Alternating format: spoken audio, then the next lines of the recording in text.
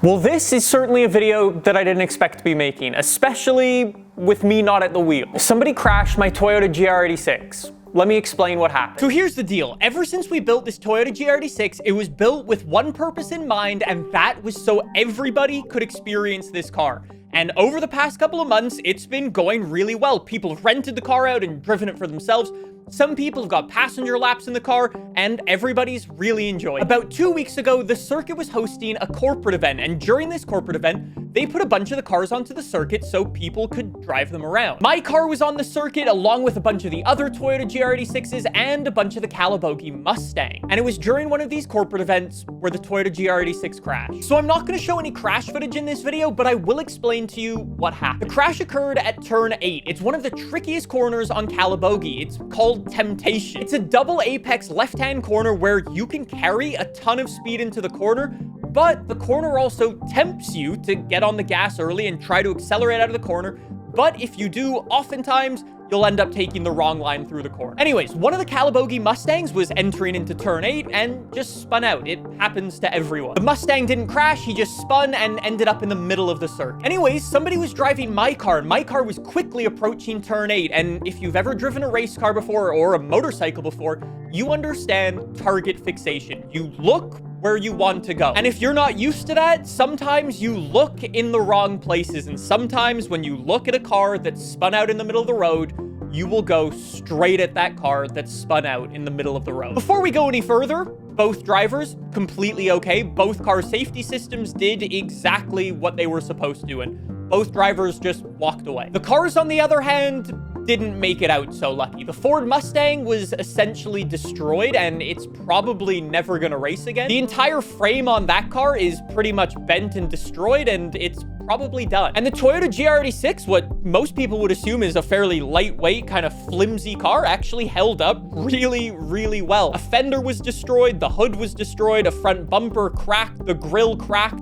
headlight cracked, but other than that, the GR86 was fine. I've actually got to give a huge shout out to the guys over at Toyota who did all of the repairs on my Toyota GR86. They did a fantastic job and got it done super quickly. A guy who did a lot of the work is actually a subscriber and sent me a bunch of photos as they were working on the car, which was really, really cool to see. On the bright side, I now have some car parts. So we're gonna have some fun with all of these car parts that the guys from Toyota gave us. I'm actually gonna give them away to you guys. Let me explain. Right now, if you go over onto the AR12 website and order any of the wearable merchandise, like a skill issue hoodie, like any of the t-shirts, or even the winter hats, I'm gonna take this front bumper and I'm gonna chop it up into a bunch of little pieces. You might get part of the front bumper with a skill issue sticker on it, which is pretty cool. You might get a part of the grille or a part of the fender too. I thought it would just be a fun way so some of you guys can get part of the Toyota GR86. So if you want some, there's a link down below to the AR12 store. Anyways, we've got a race to do, so let's jump into that race. Have fun. Thank you. Are these guys in my class, that Honda? I believe so, yes. Your skill issue sticker's gone. I know, I need a new one. No, you don't need a new one. Have fun, good luck. Thank you. So this Ford Mustang in front of us, he's the super fast Mustang. He's the Ford Mustang who's been winning a load of races. We need to get enough points to take him down and secure the championship. Let's see how we can do. Let's have a good qualifying, see if we can set a nice lap time, and we should be good.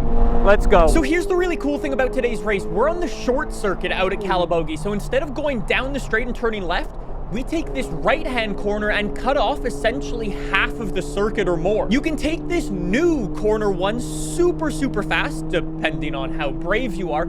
And if you do take it really fast, the speed helps you all the way down this straight, and you actually need to brake super early for this corner in comparison to when we're driving the full circuit. I'm a big fan of the short circuit because it benefits cars like mine that have less horsepower but are way better in the corner. Anyways, here we go on to our flying lap. Since it's been a little while since I've done the short circuit, I needed to get used to doing corner one again, but you can see exactly what I mean. If you send it through corner one, you're just going green and green and green, and it just adds and adds and adds the further on you go down that straight. It's very cool, so you really need to take corner one with absolute absolute confidence. At the end of our first flying lap, though, things were actually pretty good. We banged in a 1:24.3. All right, we got a good lap, a 1:24. I have no idea what the other times the people in my class are going to be doing. I'm going to go and do another lap just so I can try to learn turn 1 a bit better. Oh, yellow flags, and yellow flags are away. Oh, big smoke. Big smoke. Anyways, I'm going to do a couple more laps, try to learn turn 1 a bit better, and keep improving. Let's go. Unfortunately, I wasn't able to improve, but I got a little bit more experience taking corner 1, so that's good. Hello, how'd we do? Position 19, just up a little bit more. As it turns out, my qualifying might not have been as good as we thought it was. I have no idea what happened in qualifying. I have no idea how I'm 19th place. I thought my 1:24 was decent. My transponder is working, right? Transponder didn't work. My transponder didn't work, so I'm legit last. Yeah, you're dead last. On the Garmin, I had a 1:24. I can check my actual time. try and protest. Can I protest? I'm gonna try. Okay. Because it's gonna move you up 5 spots. Today, East Circuit, 1:24.3. Protest. Get me positions. Did we protest successfully? So I'm starting dead last. Well, that sucks. That's actually unfair. I would have had to only overtake 1 car to get podium. I now have to overtake 5. So let me explain quickly what just happened. Inside of every single race car, there's a little transponder. It's this little red box that basically tells the control tower and like the stewards what lap times you're doing. Mine was broken and said I did a 0-second lap time and didn't give me a lap time, so we're starting in dead last. Luckily, though, I've got GPS in my car. That's the little screen you see as I'm driving around that tells me if I'm green or red on the particular lap. Unfortunately, though, the race stewards didn't want to accept the results from my GPS system and forced me to start last anyway. And just to make matters worse, not 1, but 2 of the big, really fast cars stalled as we were rolling out onto the circuit, which means they have to start behind me, and that's basically gonna make our race start even more difficult as they're trying to overtake. I might not be able to get past those slower cars that I would have out-qualified, so we've got even more trouble. Bro, we're not even gonna get time to warm up our tires. Now that those 2 cars stalled, it's gonna be straight into the race, and we've got 2 super fast cars behind. I cannot believe how much bad luck we just experienced there. Okay, pace cars in, let's go. Got the yellow guy, that's 1. Okay. I don't know why the yellow guy just didn't want to accelerate going on to the race start when he saw the green flag. I guess he was getting overtaken by one of the big cars, but I saw the gap, so I just went for it. Thank you very much. Up 1 position, and we take a look up the inside on the MX-5 as well. Make it 2, come on. I've got horsepower on the MX-5, but I need to send it up the inside. Go for it. There we go, 2. Get this Civic, come on, come on, come on. Not the wildest overtake, but I'll take the overtake past the MX-5. Looking up the inside of the Civic as well. Unfortunately, as I made that move, I lost some of my momentum. Couldn't make the move on the Civic. Okay, there goes the big cars. We don't need to worry about them anymore. We've already got 2. We got 3 more to go. Come on. The Civic ran into some traffic in front as well, which slowed them down, so I started to look for an overtake. Tried to get my nose in, follow the MX-5 up the inside. The Civic, though, wasn't looking in their mirrors and nearly smashed into me not once, but twice. Yikes. We got away lucky there. Holy fuck, this Civic. What the fuck is going on? It's a good thing the FIA isn't in charge, or I would have had to do a lot of community service after this race. Oh my god, an MX-5. I love this little MX-5. The guy who was driving this thing was awesome. He sent it up the inside on me. Lovely move. Forced me to go round the outside, but I just lose the momentum again, unfortunately, as they went late on the brakes.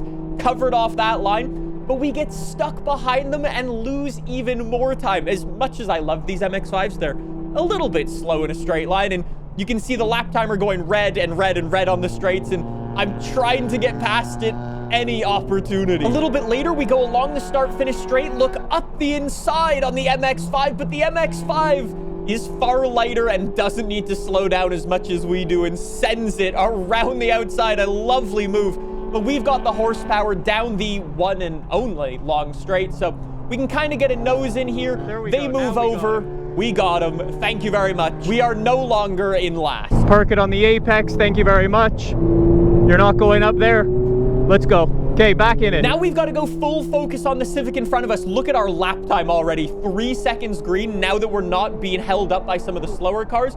We've got horsepower on this Civic as well. We can close on in.